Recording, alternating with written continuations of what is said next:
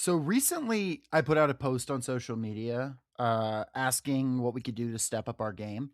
Some things were obvious, such as sound, which I think you'll see some improvements on very soon. I just got a new mic. I hope I already sound better. But there was a less tangible thought also put forward by a few people that I wanted to wrestle with. Namely, it was a question about what Workers Lit is about. It's a fair question because sure, we're lefties, anti-imperialists, but what makes Workers Lit Workers Lit? What is our niche? Considering we do 2 episodes a week, one about literature, the other about politics, it can get a little bit muddy. So I was thinking about it, and I think I've got an answer. This is a podcast about the battle for the narrative. We live in a world with more streams of information zipping around than anyone could have ever predicted. The original socialist revolutionaries felt swamped just by letters and a few dozen newspapers. Imagine how they would feel now. In the 21st century, misinformation and disinformation is not primarily about censorship, though that does occur, but flooding the zone with bullshit. It's not like there are two dueling narratives in society. There really are millions wrapping and intertwining, joining and splitting and forming narrative clusters to coalesce around this or that or to fight around that or this. It's too much. It makes you insane to deal with, and it's probably the most important battle of our age. To quote a not so much friend of the show, Benjamin Netanyahu, at a conference less than 2 weeks ago, he said, quote, social media, this is the new battlefield. This is where we must counter with our own weapons. We are developing the means to fight this, not with cavalry against F-35s, but F-40s against F-35s, end quote. Now, I have to say that unless he's referring to an open cockpit French biplane from World War One, there's never been a plane called the F-40. He's probably talking about the currently in development Boeing F-47 being designed by the United States, which, of course, he feels he has the right to. But the point is relevant that is what the enemy is thinking, right? To quote another, let's say, friend of the pod, Andrew Breitbart, whose entire philosophy was around creating right-wing media sphere, was politics is downstream from culture. His acolyte successor and key Trump ally, Steve Bannon, has become a fierce champion of that phrase. Literature, culture, politics, social movements, organizing, fighting back, these things are all fused together. Culture and political economy are really conjoined twins. They're distinct things, but they share the same blood and circulatory system. They're not separable entities. So I think what we want to do with the show is to intentionally engage in the battle of narratives. We want people to come here to understand how narratives, both cultural, artistic, and political, are created and shaped. And I want us to understand the pervasive narratives struggling for control in society, and for us to talk to good, principled people, artists, and scholars alike who are fighting on the front lines of the narrative war. And I want you, the listeners, to let us know how we can best elucidate the truth on these subjects and engage in the cultural battle over politics. So, want to introduce the podcast. Welcome to Workers Lit, your favorite podcast about the battle for the narrative. Oh, yeah, and we made Jen watch Hamilton. I'm not throwing away my shot. Music can get there. That can be good. What do we know? What does we? How are the union and the socialist be? Everything I can need, oh I need, oh I need, oh I need, oh what does we? Oh what does we? Oh what does we? Oh what do we? Oh, Welcome once again to Workers Lit, the news roundup half of the podcast.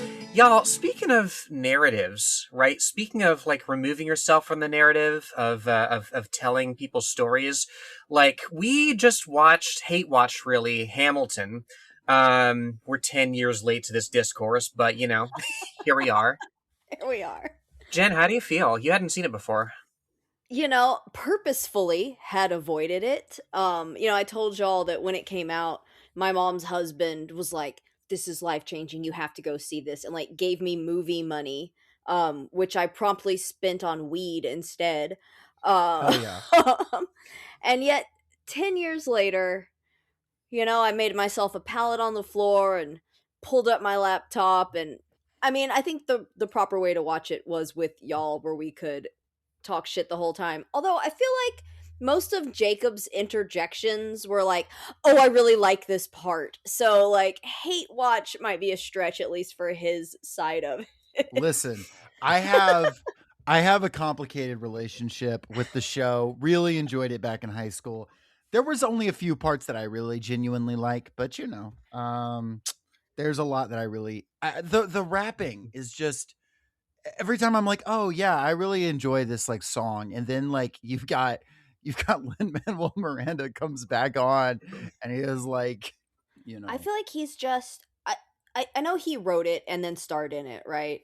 Which yeah, is impressive, like for anybody to sit down and write something that in depth. But yeah, he's not a good rapper. mhm. So I know you said you saw like a local, like a traveling version of it, with somebody else in that role, and it was better because they could actually rap. So Mm-hmm. I mean, obviously it wasn't ideologically better, but it right, was they the didn't make any performance. changes to the horrible liberalism of it all, but it just on the level of like I believed this guy was able to be Alexander Hamilton much more than Lin-Manuel Miranda, who just when he starts doing his like lyrical spiritual, but like I can't do that shit.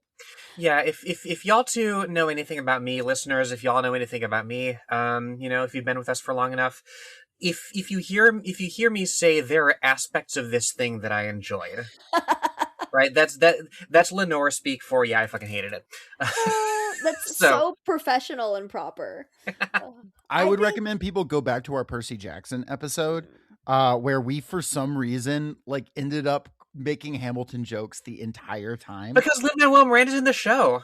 That's Oh, right, because no. Lin-Manuel Miranda plays the god Hermes in the Mm-hmm. Percy Jackson TV show. For some fucking reason, Hermes isn't a god of music or of $10 founding fathers without a father who got a lot farther, being a lot stronger, or whatever the fuck the words are.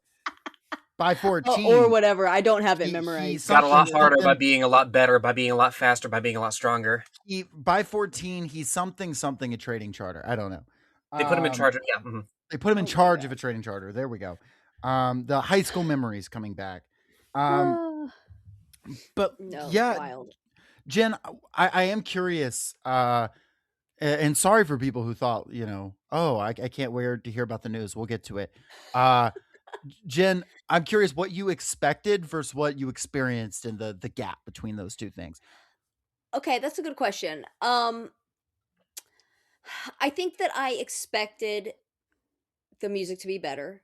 There were some bangers. The room where it happened, I think, is a fun song, and I liked the whole performance of it.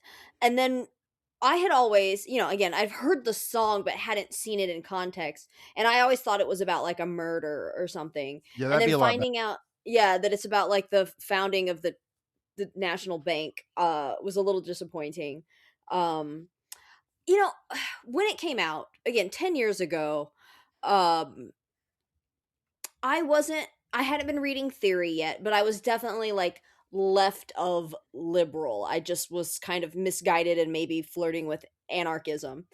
And Many such I, cases. many such cases, right? Well, you just have to read theory, and I hadn't yet. Um, but I knew that people were so excited about having this like multiracial reimagining of the founding of the US, and watching it in context, having black actors play slave owners is a strange conceptualization of the nation, because it went and put these people in these roles without addressing it really. There was some subcontext about like some people talking about liberation for everyone, and they're like not yet, and I'm like, I Or don't. there's like a line where Jefferson's like, we put seeds in the ground, we create, and Hamilton goes, keep ranting. We know who's really doing the planting. But Yeah, like you don't actually have agency for those people. Yeah, you don't confront slavery at all. You mention it here and there. There's a really glaring omission in the original Broadway cast recording. You remember the part toward the end of Act One where Hamilton gets the news that, like, oh yeah, John Laurens was building a regiment of black soldiers, and he died, and like he's like, I have so much work to do, and then done, scene, like. bye. Yeah, Not to At work- mention, not to At mention, work, writing the Articles of Confederation, or I'm sorry, the whatever the fuck they're called. What is it that he wrote? the Federalist Federalist Papers. Federalist Papers. He wrote Articles of, the Articles of 51. Confederation were the shit that didn't work. Yeah. No, they worked really well. I'm gonna become a Articles of Confederation originalist. Oh my I'm god. thinking that's gonna be like the new conservative thing. There's gonna be like a conservative Twitter movement of people being like, the Articles of Confederation were the only true Americans. If you've Oh come my to god. country since then, you're not a real American. There has to be a bunch of freaks that are like rallied around that in some like. I mean, we still have the Prohibition Party. Yeah. I fucking Yeah. love those guys. The other thing that we talked about also is that there was literally not even a single mention of the indigenous people.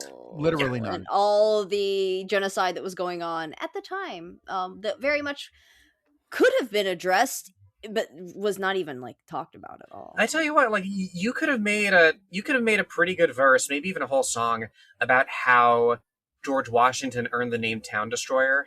Mm. I mean, it wouldn't go along with the theme of the play that George Washington is the coolest man to ever live. So cool. And here comes the general rise up. They're Falcons fans. The I think it's interesting too that they repeatedly say the refrain in the play. This is the part that was getting me, that he's an immigrant. They keep calling him an immigrant, So right? strange. And like, yes, Hamilton was of Scottish birth, born in the Caribbean. And then when he was like in his teens, he moved up to New York City. But the United States at the time, not being a country, right? I mean, he was a migrant, but like an immigrant in the current understanding of the word, to kind of conflate the two. I mean, he was like a settler, essentially, is a much better comparison. I mean, admittedly, New York City was an already established city, but still, it's like, even if you want to use the word immigrant, the idea of like this guy that would found American capitalism, that would found our currency, that would be on the $10 bill, is the same. That would make the stock market, as we I understand. mean, why not call Columbus an immigrant? Why not call Cortez an immigrant? You know, Right? It is an interesting thing, and I think it feels so fucking like it could have only come out in like late Obama. Yeah, I was thinking about this. Like, you don't have a more distilled and jubilant expression of liberal hubris than this work. Yeah. And not to mention, the deporter in chief would not have taken kindly to if he actually was an immigrant. Mm-hmm. Obama says he loves this show. I'll have you bet. know. I Of bet course he he does. does. You know Mike Pence? You remember when Mike Pence went and saw Hamilton? And he got booed, right? Like, He got booed, and then the cast like had a statement afterwards where Leslie Odom Jr. was like, he wasn't even mean. He was just like, some are worried your administration is not going to be nice to immigrants. We hope that you will be nice to immigrants. And that was like it. And then like Trump the next day was like, the highly overrated Hamilton that deserved to win 0 Tonys. Which, like, to be fair, when he's Trump was cooking, he's right. cooking. Yeah. Trump, yeah. The thing is, people were like, Trump doesn't know. Trump has absolutely listened to the Hamilton soundtrack. Trump is a Broadway obsessive. He probably fucking hated it. And honestly, he probably could explain in actual musical terms why it was bad. Now, he's also probably racist about it, but he probably could explain why like Phantom of the Opera is a superior musical. I'd love to hear that, honestly. I mean, he loves Phantom. Not to give Andrew Lloyd Webber his flowers, but you know, like, Andrew, come on the pod. I don't know. I'll never forgive him for fucking Joseph and the Amazing Technicolor Dreamcoat, which I was in high school. Ooh. Wait a second. What do we have against Joseph and the Amazing Technicolor Dreamcoat? It's like a jukebox musical, but not, right? It's just perfect. It's perfectly passable, in my opinion. It's okay, yeah, passable, of course, yeah. But like, I don't go to a night at the theater for passable. I go for life-changing or for abject fucking dog shit. Lenore, you have to understand. Nothing in between. You have to understand. Those of us who went to Christian high schools, Joseph and the Technicolor Dreamcoat was about as good a musical as we were allowed to do. So, it was Weber was handing all of us theater kids really something to participate. Jacob and Sons. No one listen. When the fucking Pharaoh shows up as Elvis, do you know that brings the house down for evangelical crowds that are like 60 plus. I would just like to vote for our next musical watching that we do Little Shop of Horrors. That's good. There's one I've never seen. What? Rick Never. Moranis? Never my ever. God. Like my I think I have like 3 cousins that were in that play. Like I grew up like in close proximity to so many things, this included, and this just never crossed my radar. Oh my Lenore, God, just we're say you definitely hate doing gay that people next. and go. I am So a homophobic. self-hating lesbian on here on Workers Lit. So Mhm, fucking mhm. true. Well, the one more thing I wanted to say kind of on this topic, or really ask, is I feel like or something I wanted to put forward is I feel like Hamilton is in a way a liberal attempt at doing conservative media almost. Like when you Ooh, watch like a Christian movie, right? Or like a Mel never Gibson done that. movie. Have you seen like a Mel Gibson movie or something like that? Like have you seen like I don't know, Braveheart? I've seen Braveheart. Braveheart or like Apocalypto or I don't even know what that is, Lenore. Oh, you will. uh if you watch Assassins 33 AD, for instance. Lenore, have you seen Assassins 33 AD? No, but I know what you're talking about. Okay. It God, this is sounds gonna like be the people that killed Jesus, I'm assuming, that with that number. Jen. Radical Muslims go back in time to kill Jesus. It's a It's not Christian the movie. Romans? Radical Muslims and atheists team up. They get time travel and they travel back in time to kill Christ. In the same year that he already died anyway? That doesn't even make any sense. That's correct. Because they want him to die before so he can't resurrect, right? They want to kill him pre-crucifixion. And spoilers for Assassins 33 AD, which you can watch on YouTube. The best part of the movie is, and I hate to hand it to these people, they have the courage of their convictions though, because they do it. They dome Jesus in the movie. They put Oh, a damn. gun to his head and blow his head off. It's So wait, crazy. is like the holy symbol of Christianity just a dude with his brains getting blown out?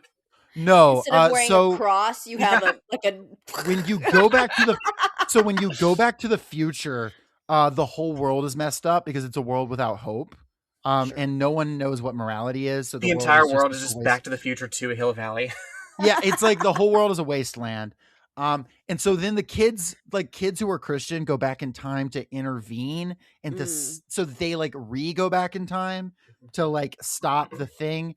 So then the evil guys are like, fine, we're gonna show up at the tomb and keep him from resurrecting. And anyway, the kids end up becoming the angels who tell the apostles that Jesus is alive. What? In the Bible. Cool. Or like the man who carries Jesus' cross, his name is Simon in the Bible, and it's one of the kids' name is Simon. He ends up being in the Bible. It's crazy. I'm so sorry. This is anyway, my point is conservative media tends to be like that. It's not particularly subtle. Liberal media, for the most part, tends to be a little more complicated. When the New York Times reports on ICE, it says conflicting reports or things like that, right? Yeah. Right. You know, your sort of liberal take on a rebellion is like, well, there's bad guys on both sides, Hunger Games type shit. This Hamilton feels like a conservative wrote a liberal play. That's fair. That's all I was trying to say, and it took me 10 minutes to say it. I'm so That's sorry. okay. I just love the idea of going back in time to prevent someone from shooting Jesus, but instead being like, sorry, bro, we got to nail you to this cross instead. He's like, what the fuck? I would argue that the time travel system that they set up in that is one of the best I've ever seen in a movie. They have a really elaborate explanation for how time travel works. It's more cogent than Avengers Endgame. I'll say that. We're not killing baby Hitler. We're shooting Jesus in the head. And Jesus does speak English, by the way. But then the movie is like all the evil guys are like, how did he know how to speak English? Perhaps he was the son of God. And like, well, too late. We shot him. It's so fucking good. At least, Last thing I'll say is the movie ends with the kids who did the original thing going back further in time to keep the atheist scientist from ever losing his family in a car accident. So the atheist scientist doesn't become an atheist, because the only reason you're an atheist is if you're mad at God. well, hold on now. Hold on. Okay, they prevent that particular disaster. What are they going to do if something else happens down the road? Like if some other loved one of his gets hit by a bus or whatever? Like they're just going to like monitor this guy and make sure that nothing terrible happens in his vicinity so he retains his faith? Well, And the that is movie paradox, right? the movie ends with one of the kids getting shot on by accident, and so he's like, we can't help this child, this kid. So then the kid takes the other kid to the future, because they're like, I bet future medicine is better. But then the kids immediately get apprehended by guys with the mark of the beast on their foreheads, and they say, I wonder what the Antichrist wants with them. And that's the end of the movie, because they thought there was going to be a sequel. Insane. All I'm saying is, honestly, now that I'm thinking about it, it's a better movie than Hamilton is a play. It's God. I mean, well, because that's the thing, right? That's the difference between liberal and conservative media, right? Conservative media wears its prejudices on its sleeve, right? It doesn't make an attempt to be inclusive. It says, okay, this is our tribe. The people out on the other side of the river are like ontologically savages, and our ways are like beautiful and enlightened, and this is why we need to defend them. Like that's why I find stuff like Hamilton, stuff like The President is Missing so much more insidious, right? Because it reskins Central Park West. Yeah, Central exactly. Park West is another example that we covered on the pod. That's Central Park West is just kind of mid, but like, yeah, it reskins a whole history of genocide, of white supremacy, of like explicitly founding a state to manage the affairs of wealthy landowners who wanted to do more land speculation, right? It reskins that with an inclusivity, a vision of tolerance that's the country was never intended to encompass and cannot be reformed to encompass, right? And it's exactly the sort of, it's community policing, but in theater, right? It's putting new faces on a fundamentally exploitative system, and that's what makes it so much more dangerous. Well, now I'm just thinking about other conservative media. Apocalypto is a movie about why Spanish imperialism was good. What the fuck? Yeah, because it's like a girl fleeing from the Aztecs, and the end of the movie is her salvation when she sees European boats in the horizon, and she starts crying and is so happy because they're here to save her, and that's the end. That's And it's so like the great gross. conquistador saved this poor girl. Ugh. Mel No, Gibson, thanks. don't come on the pod. Don't come on the pod. How is that guy still allowed? Anyway, Allowed? Yeah. Yeah, At look all. forward to Passion of the Christ 2, y'all. there is a Passion of the Christ too, and that's what's breaking my brain. It's gonna be a two-parter. How? Because it's gonna be about Jesus, the harrowing of hell and stuff like that. Wait, I don't even know what that is. Please don't explain it to me. Okay, Jen, look up the harrowing of hell later. Oh, It's a piece of dogma that was created hundreds of years after the Bible was written. It's just a thing the Catholics made up. it was a painting. Speaking of painting was cool. harrowing and hell, we live in the United States. Good transition. So what we have seen since we spoke last is not anything new. In the sense that it is this continued ICE terror, it is this continued fight back, it is this continued struggle, class struggle, literally. Um, we are seeing, again, we saw another person get killed by ICE that we know of. More information has been coming out about ICE detention facilities and the deaths and murders in there. We saw this last week, ICE, when asked by the federal government to turn over records of film from inside their detention camps, said they had a, quote, server crash that caused them to lose 2 weeks of footage from a bunch of facilities. It's not how fucking video recording works. And that's not how that works. They're just not turning that shit over. Seen Greg Bovino, everybody's favorite guy. They're trying to sort of sacrifice him, it seems, because they're sending him back to home base, and sources like the New York Times are saying, in the Atlantic, are saying he plans to fully retire within the next few weeks. Um, there are rumors that what's her name? Christy Pam No? Bondi. Kristi Noem. There are rumors that Pam Bondi and Kristi Noem are both potentially on the chalk being blocked, though Trump said today that wasn't true. Huh. There's a lot of shit flying around right now, and we have no more information than you on this. But at the time of recording, there's reports coming out that another person was shot in Arizona by border security. It's hard to know everything that's going on. It's hard to keep up with all of it. The pace of the violence is really concerning.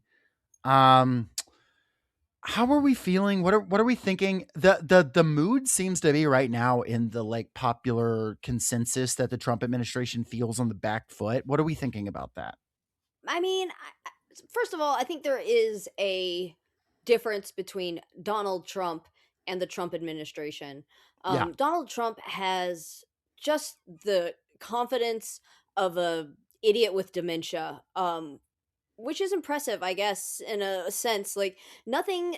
I mean, he does get rattled, but like he will never back down.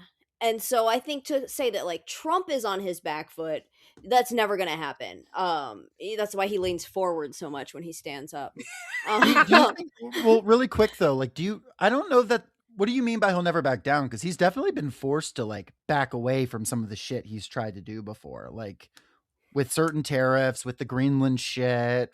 But for now, he will never like concede a point. He'll just like Sure. change his mind and be like, oh, I came to this all on my own.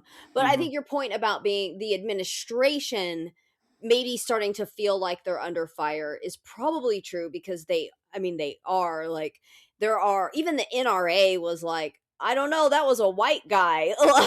Like, when you've lost the NRA as a Republican, like, you are in trouble. And I think that probably does scare some of the people around him into, maybe, I don't know how much they're really going to change their tactics, but if they went back towards a more Biden or Obama-esque deportation policy, where it is still incredibly violent and separating families and deporting people who have committed no crimes, but you're doing it, not so publicly, not so just in the eye of everybody watching, and you do it quieter, then they'll be able to get away with it longer. I mean, that would just be the way to go about it. If your goal is to deport as many people as possible, you study what Obama did and just like imitate those tactics. Well, and it's apt that you bring up Obama, Jen, because, like, did you see, in place of Greg Bovino, they're sending in Tom Homan to assume direct control of Which is ICE worse. operations, and Which is worse, because he's That's a professional. he's the one that the New York Times likes, right? Yes, And that's why, yes. and that's why I think that the next couple of weeks are going to be really, really important in terms of determining whether or not the administration is indeed on the back foot, because making concessions such as demoting Greg Bovino, giving him a cushy retirement, maybe striking some deal in Congress to restrict the activity of ICE and CBP to border zones, which, by the way, cover a whole fucking huge chunk of the country. Like, it's within 100 miles of the border, I think. Yeah, and under some jurisdictions, certain airports count as borders. So keep that in mind. Yeah, like, a concession is not the administration being on the back foot. The administration being on the back foot is pulling ICE out of Minnesota, pulling ICE out of everywhere else, not just drawing back their funding, but shutting it down entirely. And indeed, we have seen the forces of this state being on the back foot when ICE packs up and leaves neighborhoods that they can't operate in because people have been organizing against it, right? These victories have been won on a smaller scale, and they have to continue, and they have to be synthesized into a larger scale victory. Otherwise, we're right back where we started. I think there is something encouraging about, I know, there's something extremely encouraging about the fact that ICE is actually presently not meeting its deportation quotas. I think that is maybe our most important win, is that they're just not hitting the numbers. And evidence has emerged. Zedio's written about this. Significant evidence has emerged that their numbers they're reporting out of Minneapolis are inflated. That they're actually not even getting as many people as they say.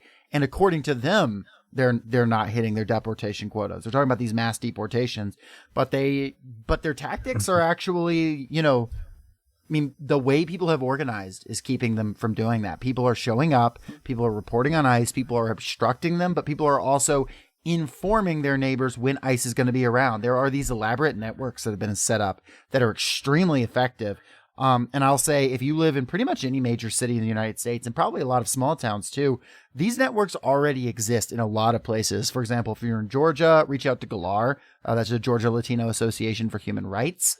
They have a really effective ICE tracking program that anybody can get involved with. Highly recommend. And I'm sure there are similar networks in every state. You just got to find the folks. I will say too, something Trump said today to CNN reporters was, in his sort of lame attempt to defend that Alex Preddy shooting, he said, well, you can't be walking around with a gun. Jen, what are your thoughts on that? You had a quote you said off mic that I think might be relevant. Oh, would you like me to say that quote again? I sure would love you to say that quote. I don't know if this quote is from the NRA or from Karl Marx, but it's from somebody. It's from somebody. Let's see how American this feels. Under no pretext should arms and ammunition be surrendered. Any attempt to disarm the workers must be frustrated by force if necessary. Carl said, from my cold, dead hands. Yeah, put a little twang on it, and then all of a sudden you might win some folks over, Yeah, must be frustrated by force if necessary. Imagine the timeline where Karl Marx did indeed end up moving to Texas.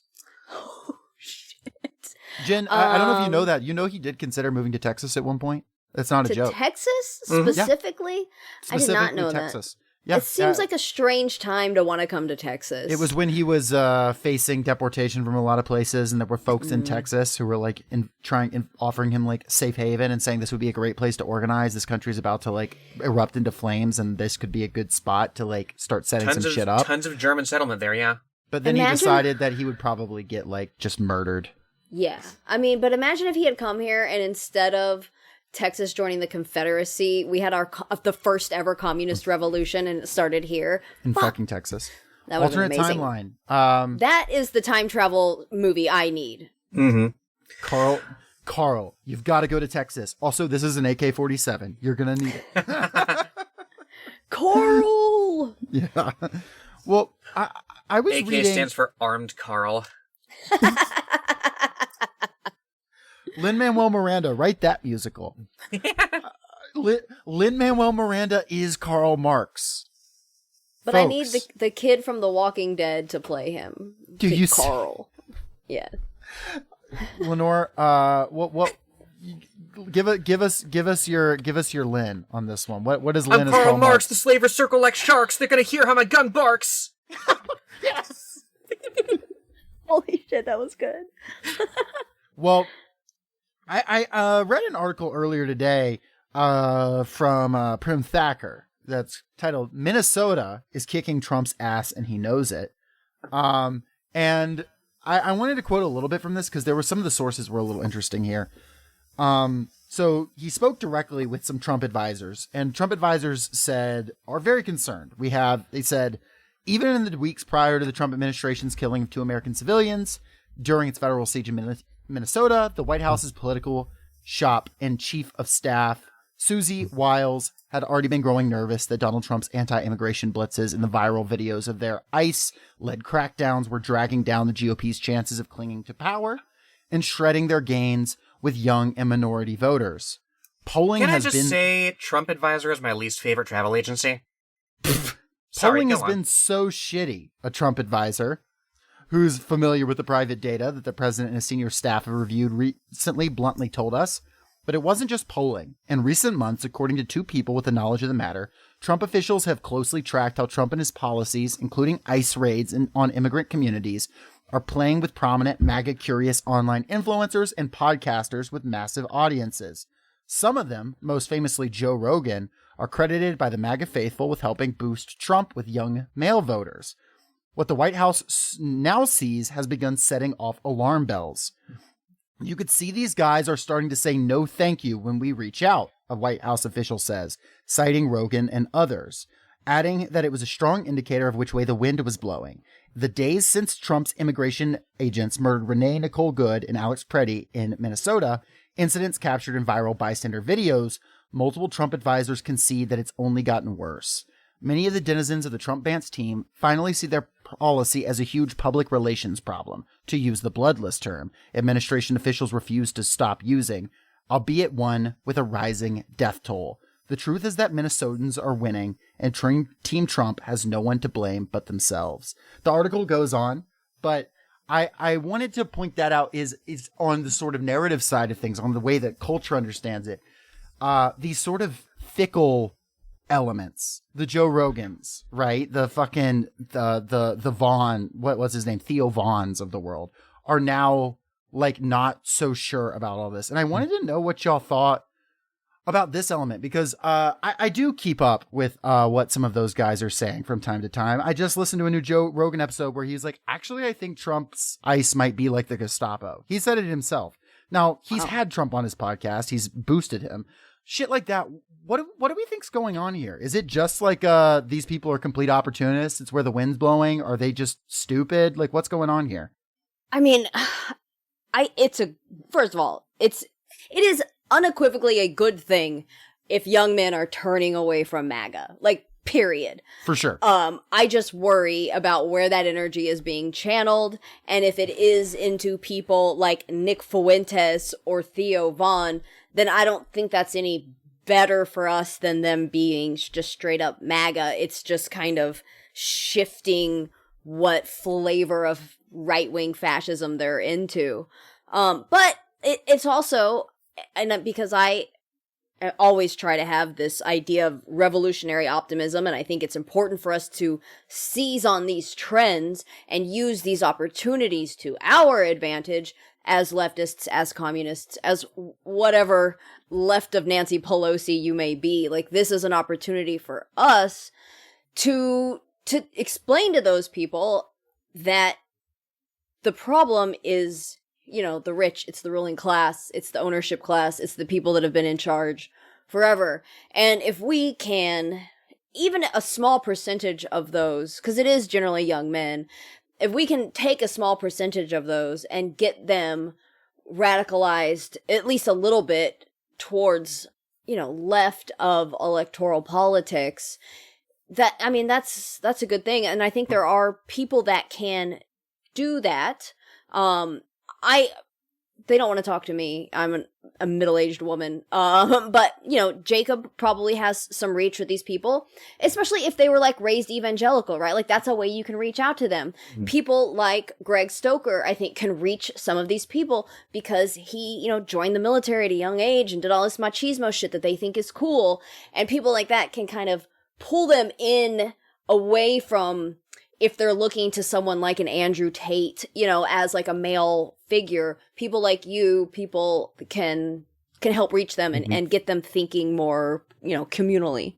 I just think back to as well, like Zoran Mamdani in New York won young men by like 40 points, right? Because all he talked about was affordability, right? You speak to somebody's everyday needs, like, you can get a lot of people who might not share your other politics, who might be like self-described conservative, but who recognize the value of buses being free, who, if they have kids, recognize the value of childcare being free, right? And like, if you speak to that's and you build out a program based on that's much more sustainable than any of the opportunistic bullshit that your Joe Rogans, that your Theo Vaughns pull, right? Because that's why those things need, that's why a national project that's conservative in that direction needs like Dobsonite stuff to keep, that's like parents keeping their kids in line ideologically, right? It's not sustainable because it doesn't address your needs unless you're part of an increasingly small proportion of the population. Well, such a good point. Yeah. The class war, not the culture war. Yeah. Right. One thing that I'll say is Zoran did take some hits among young men when he answered to that one troll journalist. That troll journalist asked him, will you guarantee bisexual girlfriends for every man in New York City? And Zoran was like, what are you talking about? Crazy video. That's Crazy an video. insane Don't know how question. that guy got in there.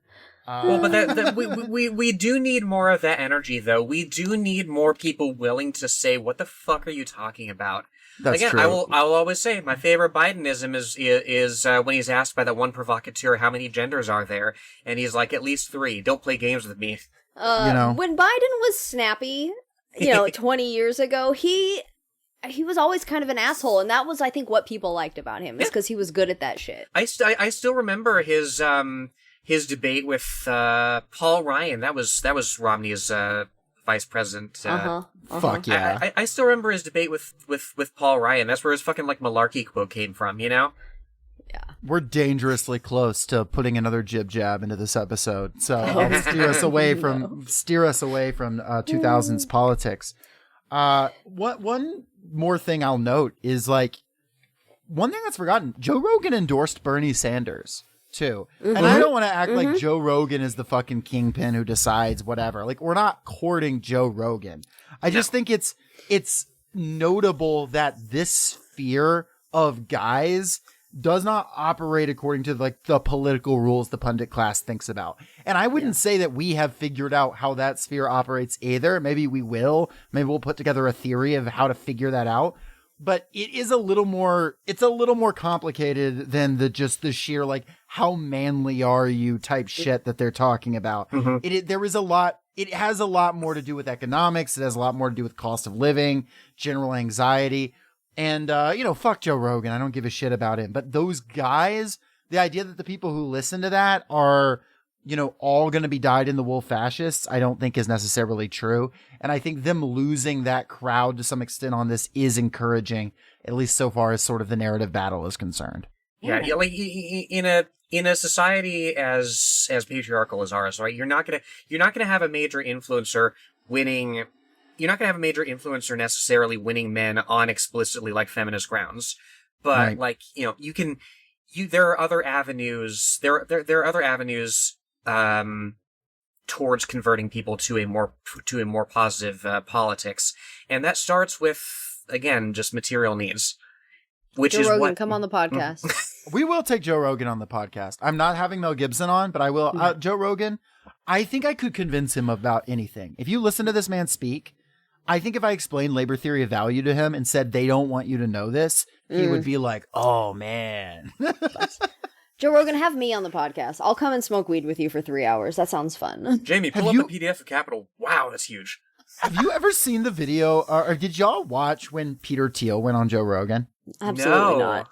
Okay, Peter Thiel goes on Joe Rogan and says, if you look at declining birth rates of the United States, and if you extrapolate that the rate continues for the next 950 years and continues to accelerate at the pace of the last 20 years, there will be no Americans left. And Joe Rogan Amazing. goes, oh, that's scary. I do think this is the dumbest man who's ever lived. God. Yeah, but that's the thing, right? It's you're absolutely right, Jacob, when you say that. Yeah, it's not, certainly him platforming Nazis, fascists, weird natalists, every kind of reactionary. Whatever certainly Peter Thiel is. Yeah, exactly. Well, he's some flavor of all these things, right? But it certainly leads people further into that reactionary pipeline. But that doesn't mean that they are all there, right? It's people who are directionless, right? And who get radicalized into that particular milieu because that's, they perceive it to, they perceive this to be addressing something that they're not getting. And, our goal is not to cater to a reactionary manifestation of that, but to say, hey, what do you need to get through your day-to-day? It really is that simple. Yeah. Well, the last thing I want to mention on this section here is that at the time of recording, there is a vote coming up. There is a vote coming up in the Senate on whether or not they're going to fund ICE. As we've discussed previously, the Democrats gave them the exact right number of votes to pass through the House, the ICE funding. That number being the exact number they needed is no accident. That is how they operate. More of them would have voted for it if needed. Rotating villain theory undefeated. That said, there is a real chance that the Democrats feel like they need to take a stand in the Senate right now. I do think that you are seeing some people that were expected to vote for ICE funding now saying they won't. Raphael Warnock and John Ossoff being two among them that were expected to vote for the ICE funding that have now reversed. Multiple people who voted for the ICE funding in the House are now saying they regret the decision, probably because they suddenly saw the poll numbers among their own constituency. We should never give the Democratic Party credit for fucking anything. However, it should be noted that when these mass movements mobilize, they can be forced to do things. The only time the Democrats ever do good things is when mass movements force them to. Something that we must continuously hammer, lest they try to take credit for anything ever. The Civil Rights Act, gay marriage, whatever. They were forced to every single time. However, that is an interesting thing that has opened up. What do we think? What do we think about the potentiality of this holdup happening in the Senate and a government shutdown over ICE funding? How do you think the populace is going to respond to that? And what should our sort of intervention as the left in this country look like? What are the Senate numbers? How many Dems can vote for it? 10. If 10 vote for it, it passes. Okay. And that's if no GOP vote against it. Yeah, and no GOP will vote against it. Yeah, you have, in the House of Representatives, it can sometimes be different. You have that, like, one guy, Thomas Massey, who votes against everything. Yeah. But, like, yeah, the Senate is much more hidebound. Not asking for predictions, just thinking, like, what's the I don't know, what's the line on this, I guess?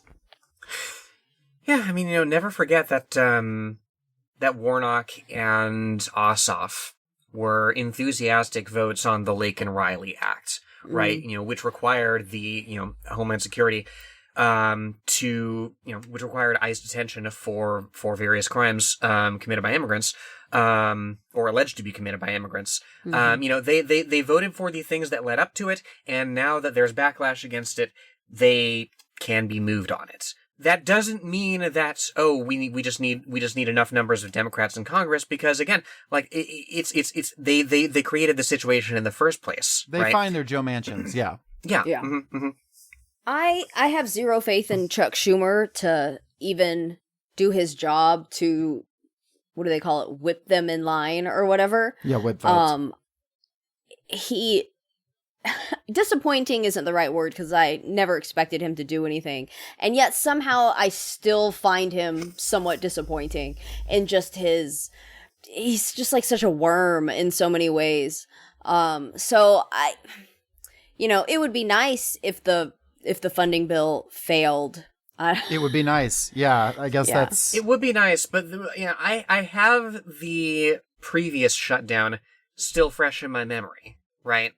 The one that was dragged out week after week after week and resulted in historic backlash and plummeting popularity of the current administration of the Republican Party, and nothing was done with it. Well, there is the new line that's coming out of Democrats is abolish Trump's ICE. That's the thing I've seen now Cory Booker say. I saw, I believe Hakeem Jeffries said it. I believe, who's that? Gavin Newsom has said it. Yeah, Gavin Newsom. Who's that horrible representative from New York? Richie Torres. Kirsten? Oh. Yeah, several. Torres is who I'm talking about. Richie Torres made a video where he said, "I've always wanted to abolish Trump's ICE." It's like, okay, man. For the whole last year. Yeah. That's going to be the line. And again, it is nice to see the right taking a step back than a step forward anywhere they do. But I think that's something that we need to remain critical of. We need to remain sharp on. We don't need to laud and applaud and fawn over these people for doing the bare fucking minimum. And also, if their only concession is like body cams, then read some Alec Carcastanis, because that is, to say insufficient is absurd. That is, in fact, not helpful. Which is the Cory Booker line that's going on. Yeah, this maybe, we may have mentioned it on the show before, but like, you can see in real time how the narrative that sells policing and our carceral state beyond our immigration apparatus, right? You can see how consent is being manufactured for that. Because ICE has escalated so rapidly, right? Right. Now we've gotten to the, they just need body cams, they just need training. And it is very, very easy to draw a line, a connection between that and the evolving narrative on policing, right? Because that's the sort of conversation that's been handed down. That's the sort of pablum that our bourgeois state has handed down for a century now on policing, right? That it just needs to be reformed. And like from there, you can have a really serious and productive conversation, I think, with a broad swath of people on, okay, like you've seen what ICE is doing under Trump. Mm-hmm. What do you think they did under Biden? What do you think they did under Obama? Right? Mm-hmm. You know, it's very easy to point out that, look, Obama appointed Tom Homan, who is the head honcho of ICE now, right? The New York Times had that puff piece about him, had that talked about how he's really, really good at deporting people. You know, it's like you can ask people point blank, okay, well, are you satisfied with what ICE would look like if it were just operating within these border zones, right? And someone's got to be pretty shitty for me not to approve of them as a hoe man. Typically, I'm in favor of that, but for my own sake. But in this case, I can't sign off on it.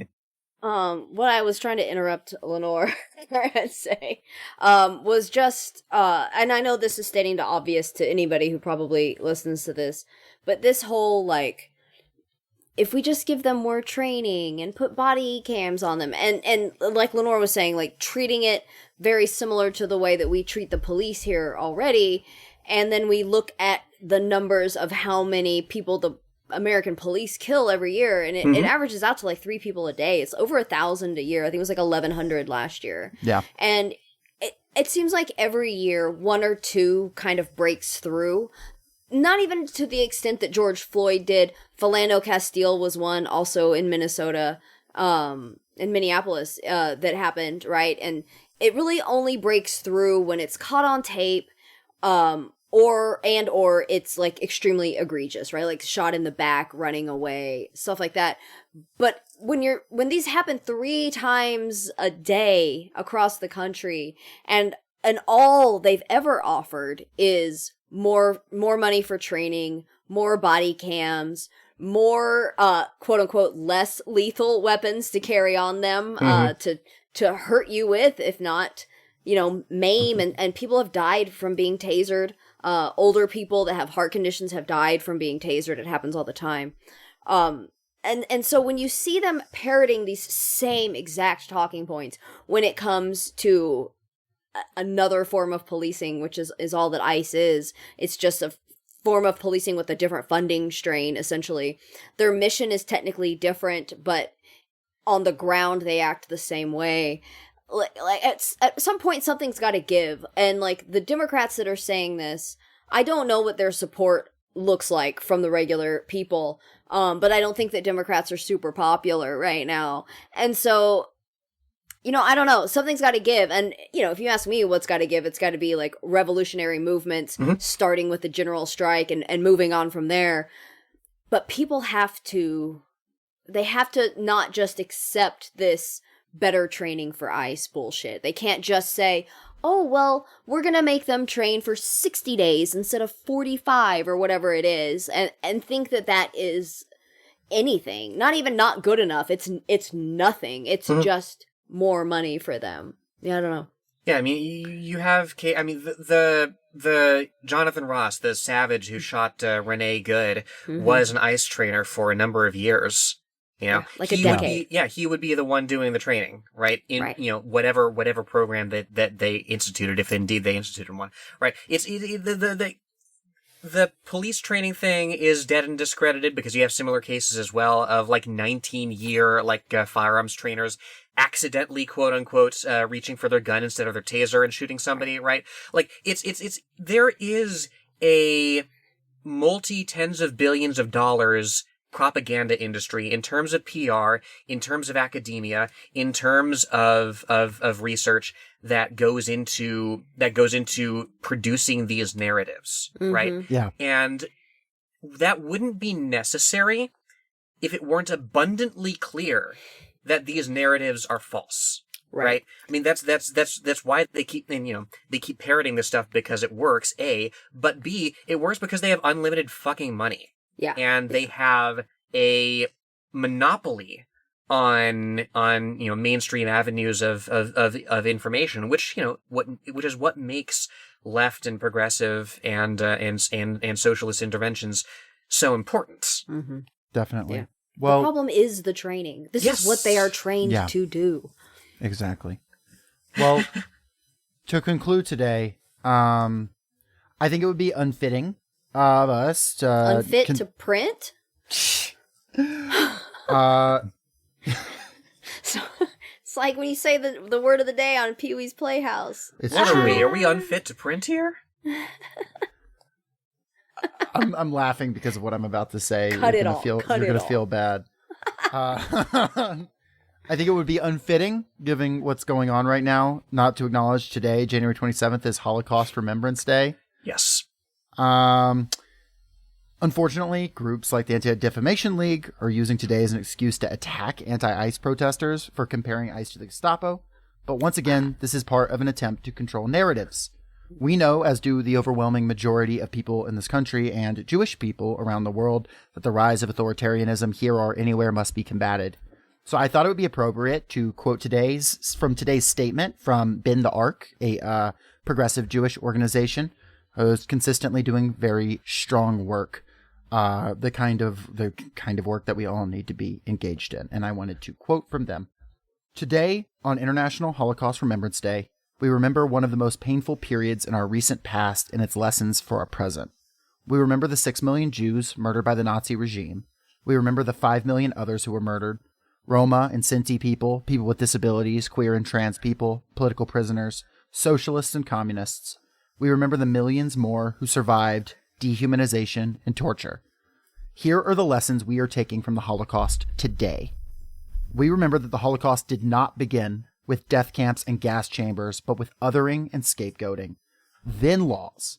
We remember that chattel slavery and Jim Crow gave the Nazis a blueprint for the persecution of Jews and other peoples. We remember that the perpetrators of the Holocaust used fear to consolidate their power, creating conditions where to oppose them or support those in the crosshairs meant death. We remember that despite the risk, many still rose up to defend their neighbors, to hide them, to help them, to save them, to fight back, because a threat to any of us is a threat to all of us. We remember that today the fight continues, and as memories of the Holocaust stir in our country, through the administration's warm embrace of Nazi membership, its scapegoating and targeting of our neighbors, and its deliberate use of fear as a weapon to consolidate power, we remember that showing up for our neighbors is the only way to create change. We remember our responsibility to each other, to ensure that never again is more than a slogan, it's a promise. So I thought that would be appropriate to add at the end, both given what day it is, the power of that statement, and also the task that remains ahead of us. And I will, I'll link Bend the Ark's website and the show notes of this episode, because it's a strong, principled Jewish organization that deserves our support in a moment like this. And especially if you are a Jewish listener, great place to get plugged in. Do either of you have any final thoughts before we wrap it up today? I will say, I've seen this articulated elsewhere by other comrades who are, much more keyed into the struggle than I. But, the fact of the words general strike being in the public consciousness in Minnesota, right? It's good, A, and B, it's the result of years and years and years of tireless organizing and conversations and education on the ground. And it's built on the infrastructure of, 2020, and the uprisings there, right? That hasn't gone anywhere, and neither will the infrastructure and the connections that have been built out of anti-ICE resistance in this current administration, And we've seen some incredible mobilizations and some incredible fightbacks today, and it makes me hopeful to see what gets built on that, because that foundation is only getting higher and stronger. Definitely. Well, folks, we will see you next week. Everybody stay safe, be brave, and let's win this fucking thing. Pages upon pages, words of wisdom from other workers' brow. Got my nose to the spine, soaking up all the wisdom of their will allow. The workers' tongue and story, now we wanna know every right we enjoy. Away from the lights, away from the noise, we can rebuild everything they destroy. Workers need a workers.